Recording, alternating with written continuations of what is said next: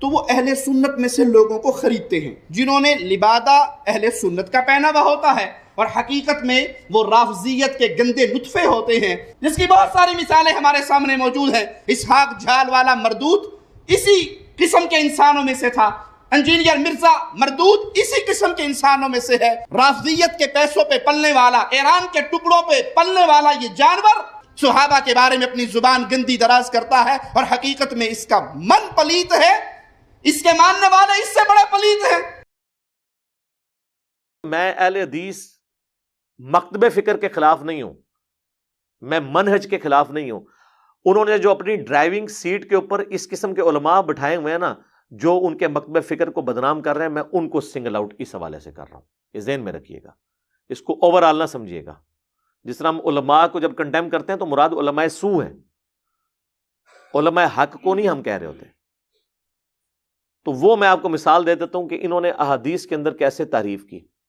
Pakistan level کے ان کے بہت بڑے ایک عالم ہیں محمد اقبال کیلانی صاحب، ان کی کئی ایک کتابیں مارکیٹ کے اندر آ چکی ہیں، حدیث پبلیکیشنز کے تھرو شائع ہوئی ہیں۔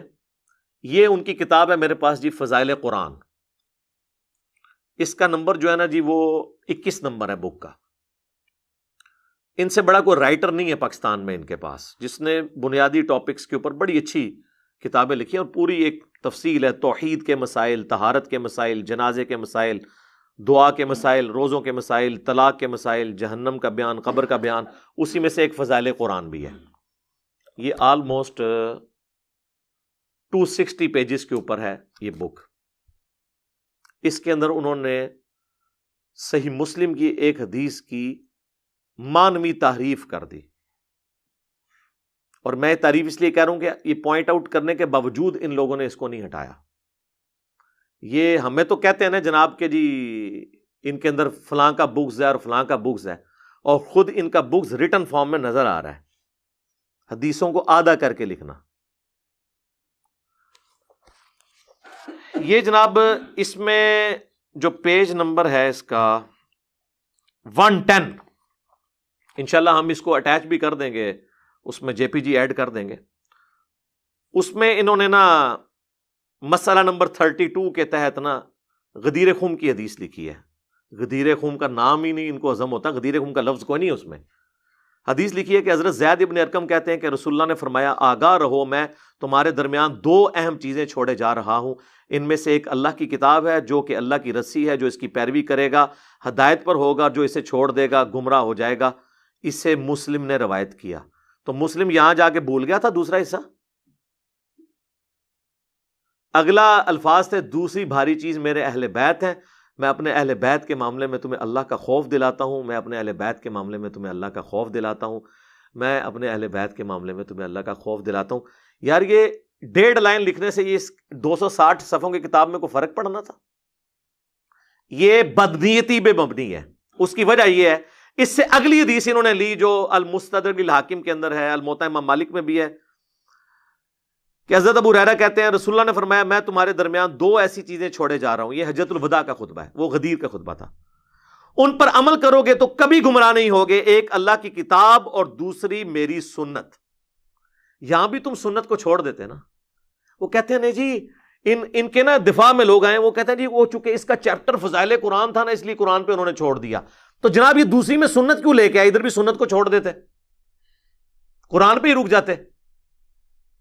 یہ کرنے سے انہوں نے میسج یہ دیا کہ جو اوپر دوسری چیز ہے نا وہ بھی سنت ہی ہوگی۔ سمجھ آئی آپ کو چلاکی؟ اور میں ثابت کروں گا کہ اس چلاکی میں کامیاب ہوئے ہیں، کیونکہ ان کے یہ آگے ایک سٹوڈنٹ نے کتاب چھاپی ہے، اس نے سنت کا لفظ خود سے داخل کر دیا بریکٹ میں، آدھی حدیث لکھ کے۔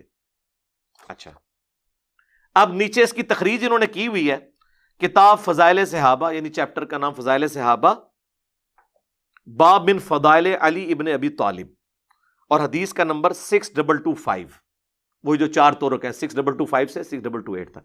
فضائل علی تھا، علی کا تو نام ہی نہیں آیا اس میں، اور میسج کیا دیا؟ یہ ہے جناب غیر محسوس طریقے سے تحریف کرنا حدیث کے اندر۔ اچھا، یہی سیم کام ان کے آگے آپ سمجھ لیں چھوٹے بچے بچونگڑے جو ہیں، عمران ایوب لاہوری، اس نے بھی اس طرح کی کئی کتابیں لکھی ہیں، روزوں کی کتاب، دعاؤں کی کتاب، اس نے فضائل قرآن لکھا. وہ چونکہ پورا چھاپا مارتا ہے اس کو، اس نے بھی لکھا، اور اس نے بھی سیم اسی ترتیب سے نا یہی والی 2 نمبری کی کہ آدھی حدیث لکھی، آگے وہ قرآن سنت والی پوری لکھ دی. یا تو وہ بھی آدھی لکھتے تو میں مان لیتا ان کا ایکسکیوز. اور اس کو تو میں نے آلموسٹ 2013-14 کی بات ہے، میں نے اسے فون کیا، میں نے کہا کہ یہ آپ نے جو کتاب میں لکھی ہے یہ حدیث پوری کیوں نہیں لکھی ہے؟ میں نے چیک کیا کہ اسے پتہ بھی ہے غدیر خم کا کہ نہیں. تو کہتا ہے جی وہ دوسری چیز بس مس ہوگی. میں نے کہا دوسری چیز ویسے ہے کیا؟ کہتا ہے جی وہی ہے نا، سنت ہی ہوگی نا. یہ استاذ العلماء کا حال ہے. اور میں نے کہا دوسری چیز اہل بیت ہے. تو نے بھی نیچے تخریج کی ہوئی ہے، فضائل علی لکھا ہوا ہے، تو تیرا دماغ نہیں کام کیا کہ فضائل علی اگر تخریج ہو رہی ہے کسی مسلم کی حدیث میں تو پہلی چیز قرآن ہے تو دوسری علی ہونا چاہیے نا. کیونکہ غدیر خم پہ حضور نے کہا تھا نا من کنت مولا فہذا علی مولا. تو یہ آپ نے اثرات دیکھے، 2 کتابوں میں تعریف دکھائی. اب تیسری تو تعریف اپنے عروج پہ ہے، جو یعنی انہوں نے جو وہ ایک خناس قسم کا بیج بویا تھا نا، اس کا رزلٹ اس کتاب کے اندر ہے. فضائل قرآن، شفیق الرحمان کاظم صاحب کی کتاب ہے یہ، اور دارالاندلس یہ ان کی پرنٹ ہوئی ہوئی ہے. اس میں انہوں نے کیا حرکت کی، یہ آپ فضائل قرآن لکھ رہے ہیں، اس پہ اگر آپ آ جائیں نا تو اس کے پیج نمبر 66 پہ انہوں نے پھر وہی زید ابن ارقم سے حدیث لی، اور آپ دیکھیں کیا لکھتے ہیں. زید ابن ارقم بیان کرتے ہیں رسول اللہ نے فرمایا صلی اللہ علیہ وآلہ وسلم، خبردار میں تمہارے پاس ثقلین 2 بھاری چیزیں چھوڑ کے جا رہا ہوں. اور بریکٹ میں لکھ دیا کتاب و سنت. وہ تھا کتاب اور اہل بیت. اس نے خود بریکٹ ڈال کے امیج، یعنی وہ جو اقبال کیلانی صاحب نے بیج بویا تھا نا، وہ ایک شجر خبیثہ بن گیا، اس کے یہ خبیث پھل بھی نکل آیا. چھوڑ کر جا رہا ہوں ان دونوں میں سے ایک اللہ کی کتاب ہے، وہ اس کی رسی ہے، اور جس نے اس کی تابعداری کی وہ ہدایت پر رہے گا، جس نے چھوڑ دیا وہ گمراہ ہو جائے گا اور عطا گہرائیوں میں گر جائے گا. بس دوسری چیز لکھی نہیں. اور اس نے بھی نیچے تخریج اب لکھی نا، تخریج کیا کرتا ہے کہ یہ حدیث کہاں سے لی، وہ لکھتا ہے صحیح مسلم کتاب فضائل صحابہ باب فضائل علی. بکھی تے مکھی ماری ہوئی ہے. میں جو کہتا ہوں نقال ہیں، کہتے تو اپنے آپ کو مفتیا، استاذ العلماء، شیخ الحدیث، حافظہ اللہ، آیت اللہ، حجت اللہ، ٹھیک ہے نا جی. تو لعنت اللہ نہیں ہم کہتے ہیں، ہم جنرل کہہ دیتے ہیں کہ قرآن کے تحت لعنت اللہ علی الکاذبین، اور ویسے بولیں گے تو وہ حالت رفع میں لعنت اللہ علی الکاذبین، جھوٹوں پہ اللہ کی لعنت. اچھا اس نے بھی وہی حرکت کی. اس سے اگلی حدیث یہ پتہ کیا لے کے آیا کہ امام مالک روایت کرتے ہیں کہ رسول اللہ نے فرمایا میں تمہارے پاس 2 چیزیں چھوڑ کے جا رہا ہوں، تم ہرگز گمراہ نہیں ہو سکتے جب تک ان کو مضبوطی سے پکڑ لو گے، ایک اللہ کی کتاب اور دوسرے اس کے نبی کی سنت. یا وہ دوسری چیز لکھنی اس کو یاد رہی ہے. یار یہ ایک جگہ بھولتے، 2 جگہ بھولتے، 3 مختلف بندے بھولے تو یہ بغض اہل بیت ہیں ان کے اندر. آپ کو تو یہ کہانیاں کراتے ہیں وہ جی حضرت علی کی محبت میں غلو ہو کے فرقے گمراہ ہوں گے. تو سر وہ پوری حدیث کیا ہے؟ فضائل صحابہ احمد بن حنبل کی کتاب میں 2 روایتیں ہیں، اور یہ غیبی خبر رسول اللہ کے بتانے پر ہی موقوف ہے. مولا علی کا قول ہے کہ میری وجہ سے 2 فرقے جہنم میں جائیں گے اور 2 فرقے گمراہ ہوں گے، ایک میری محبت میں غلو کر کے، ایک میری دشمنی میں غلو کر کے. یعنی محبت میں غلو کرنے والے رافضی، جن کا آپ کو یہ تعارف بڑے اچھے طریقے سے کرواتے ہیں، اور دشمنی میں غلو کرنے والے ناصبی، یعنی جو ان کے اندر خود موجود ہیں اس لیے ان کا تعارف نہیں کرواتے، اور کہتے ہیں نہیں جی وہ پہلے ایک گروہ تھا. نہ سر، سنن نسائی میں موجود ہے کہ خوارج ناصبی قیامت تک پیدا ہوتے رہیں گے، اور ان کا آخری گروہ دجال کے ساتھ مل کے مسلمانوں کے خلاف قتال کرے گا. آپ کو نظر نہیں آ رہے نا، آپ نے اینک دوسری لگائی ہے، ہمیں تو نظر آ رہے ہیں. تو آپ کو کیسے نظر آئیں گے؟ آپ کے اندر موجود ہے. اور پھر جب زیادہ بحث ہوتی ہے کہتے ہیں جی قیامت الدن پوچھا نہیں جائے گا. یہ جو کچھ آپ نے حرکتیں کی ان کتابوں میں، یہ آپ سے نہیں پوچھا جائے گا کہ آپ نے حدیثوں کی تعریف کی ہے، علماء یہود کا کردار ادا کیا، آپ سے نہیں پوچھا جائے گا. صحیح مسلم میں 240 حدیث ہے، علی سے محبت نہیں رکھے گا مگر مؤمن، علی سے بغض نہیں رکھے گا مگر منافق. یہ تو کہتے ہیں نا وہ جی حب علی نہیں ہے، بغض معاویہ. بغض معاویہ تو کوئی چیز ہی نہیں دنیا میں، حب علی اور بغض علی ہے. ایویں کولو ایک محاورہ بنا چھڑے.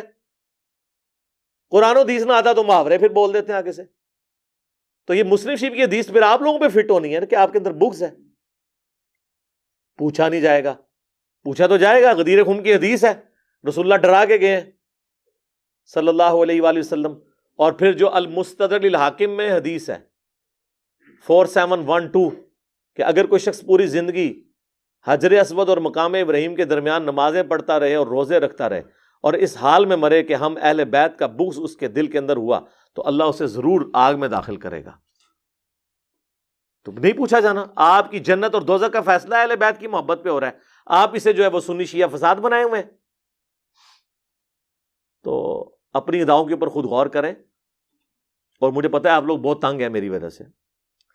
اچھا, یہ جو 2 ننگے سر والے بھائی ہیں نا, یہ پاکستان لیول کے ایک واٹس ایپ گروپ جس میں سینکڑوں علماء ہیں, 1 سے زیادہ گروپس بنے ہوئے, ان کے ایڈمن بھی ہیں. اور ان گروپس میں ہمارے چاہنے والے علماء بھی موجود ہیں. اہل حق تو ہر جگہ موجود ہے. تو ہمیں ریئل ٹائم مولوی لیکس آتی رہتی ہیں, جیسے وکی لیکس ہوتی ہے نا, مولوی لیکس بھی ہیں. اور ان 2 بھائیوں کی تو مولوی لیکس آتی رہتی ہیں آئے دن کہ یہ لوگ کتنے تنگ ہیں. انہوں نے باقاعدہ یعنی یہ رونا رویا ان واٹس ایپ گروپس کے اندر کہ علی نے ہماری عوام کو ہمارے خلاف کر دیا ہے. ہم علی کے بارے میں کوئی بات کرتے ہیں نا تو وہ ہمیں آگے سے پڑھ جاتے ہیں اور کہتے ہیں علی تو حدیثیں بیان کر رہا ہے اور تم نے ہی ہمیں کہا تھا قرآن و حدیث کو ڈائریکٹ پکڑو. اگر ہم نے بزرگ اور مولویوں کو پکڑنا ہوتا تو اپنے فرقے چھوڑ کے تمہارے پیچھے آتے. تمہارے پاس تو بزرگ ہی بہت تھوڑے ہیں, ہم جن فرقوں سے ہیں ادھر تو تھوک کے حساب سے بزرگ ہیں. اتنے بزرگوں کی قربانی محمد رسول اللہ کی وجہ سے ہم نے دی تھی صلی اللہ علیہ وآلہ وسلم. اب ان کا دامن چھڑا کے تو اپنے بابوں کے پیچھے لگا رہے ہو. تو یہ رونا روتے ہیں کہ جی کیا کریں, وہ تو ہمیں لڑتے ہیں آگے سے. تو اس کا پھر وہ حال انہوں نے تجویز کیا کہ حال یہ ہے کہ اب ہم اس کا مقابلہ تو نہیں کر سکتے. تو 2 حال انہوں نے تجویز کیے. ایک تو یہ ہے کہ اپنی عوام کو بتائیں کہ بھئی قرآن و حدیث میں سے ڈائریکٹ نہ لیں, جو سلف کا منہج ہو, اور سلف بھی وہ جو ان کے مطلب کی بات کریں اس کو لیں, چاہے وہ قرآن حدیث کے الٹ بھی ہو. تو سر پھر حنفی بھی ٹھیک کر رہے ہیں, امام حنیفہ سلف نہیں ہے. پہلے 300 سال میں تو آتے ہیں نا, 150 ہجری میں فوت ہوئے ہیں. ان کی طرف جو چیزیں منسوب کرتے ہیں وہ بھی تو اپنے سلف کا ہی منہج لے کے چل رہے ہیں نا. سلف کا منہج تو بعد میں آئے گا نا.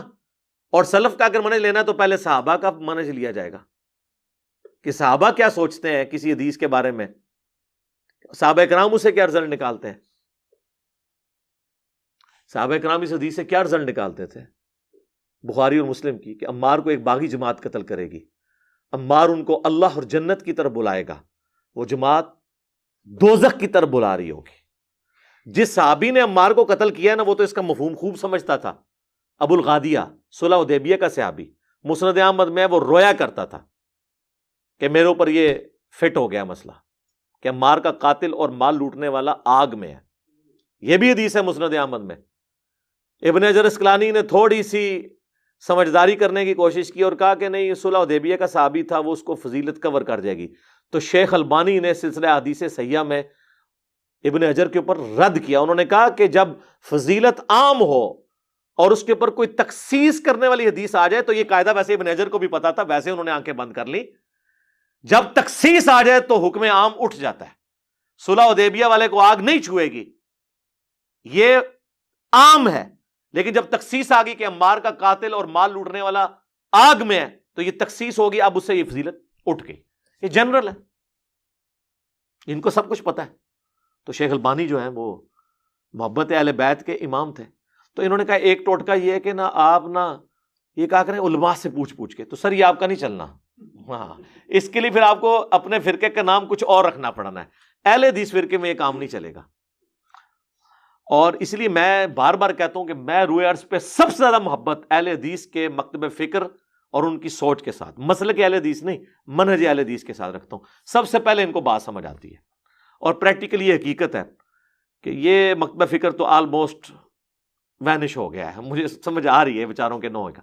تو دوسرا انہوں نے کہا کہ دوسرا حربہ یہ کہ اس کو نا گستاخ مشہور کرو. وہی جو ان کو لوگ گستاخ رسول کہتے تھے نا, تو آپ بھی اس کو گستاخ رسول, گستاخ صحابہ, یہ والا نا سودا بیچنا شروع کرو, اور خوب اس طرح کی نا چیزیں ہائی لائٹ کرو. تو اور چاہے آؤٹ آف کنٹیکسٹ کرتے رہو. بہرحال ایک تقاضا ہے کہ وہ میں پورا کر دوں. وہ ہے یہ ہمارا ریسرچ پیپر میرے بھائیوں، جو ان کے گلے کا کانٹا بنا ہوا ہے. واقعہ کربلا کا حقیقی پس منظر، 72 صحیح الاسناد احادیث کی روشنی میں. 72 کا ٹائٹل میں نے شہدائے کربلا کی نسبت سے لیا، ورنہ 200 سے زیادہ احادیث ہیں اس کے اندر. اکثر بخاری اور مسلم سے ہیں، اور جو بخاری اور مسلم سے ہٹ کے احادیث ہیں ان پہ دور حاضر کے بڑے بڑے محدثین کی تحکیم ہے. شیخ البانی کی، شیخ زبیر علی زئی کی، شیخ شعیب ارناؤت کی رحمہم اللہ اجمعین، سلیم اسد کی حفظ اللہ تعالی، اور باقی علماء کی اس کے اوپر تحکیم لگی ہوئی ہے. کوئی ایک حدیث بھی ایسی نہیں اس میں جسے کسی نہ کسی محدث نے صحیح نہ کہا ہو. اور اگر کسی کو چڑ ہے نا ادر دین بخاری مسلم، تو 70% تو بخاری مسلم ہے. آپ اسی کو ذرا اس کی شرح بیان کر دیں. اسی نے گلا پھاڑ کے کہا تھا نا کہ وہ جی مجھ سے مباہلہ کر لو، تو میں نے اسے چیلنج کیا تھا کہ تو مبالغے والی حدیث صحیح مسلم سے 6220 کبھی حدیث ممبر پہ سنا ہی نہیں سکتا. اس میں پھر سب و شتم کا ایشو کھل جائے گا، کیونکہ حضرت سعد سے کروانے کی کوشش کی تھی، اور اس کی فلنگ دی بلینکس امام ابن تیمیہ نے کی. ہمارا معاویہ سعدن بسبی، سعد کو معاویہ نے سب کرنے کا کہا اور انہوں نے انکار کیا. یہ پھر میں لمبا ٹاپک ہو جائے گا، اس میں نے ساری جمع کی ہیں، چھوڑ دیں. اچھا، اس کے اندر میں نے ایک نمبر پہ ایک سے زیادہ روایتیں لی ہیں. مثلا 33 نمبر پہ غدیر خون کے 8 طرق میں نے جمع کیے، اس لیے 200 زیادہ روایتیں ہیں 72 کی نسبت شہدائے کربلا کی نسبت سے. اور 6 بڑے بڑے ٹاپکس کور کیے ہیں. نمبر 1، منہج نبوی پر قائم خلافت راشدہ کی صحیح مدت کتنی تھی اور خلافت کے اہل حقیقی خلفائے راشدین کون ہیں؟ 5، ابو بکر، عمر، عثمان، علی، حسن ابن علی. یہ میں نے ثابت کیا. دوسرا ٹاپک، خلیفہ راشد سے بغاوت بدعت ہے. جنگ جمل، صفین اور نہروان میں سیدنا علی کی حقانیت اور شہادت سیدنا عثمان کے اصلی اسباب. ایک وہ جعلی سبب کہتے ہیں عبداللہ ابن سبا تھا جس نے معاذ اللہ 40,000 صحابہ کو ہی نعوذ باللہ گمراہ کر دیا. نہیں، بخاری مسلم سے میں نے بتایا بنو امیہ کے گورنر وجہ بنے حضرت عثمان کی شہادت کے.